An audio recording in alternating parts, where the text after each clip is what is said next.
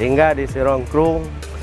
Terima kasih ke donatur yang kegajuk utihnya sehingga alun mudah bak bertani lam. Yang orang tim lang lam, ngompai roh keadaan kung kamu hanai. Semoga ngon nama utihnya rezeki mudah lam, bertani lancar.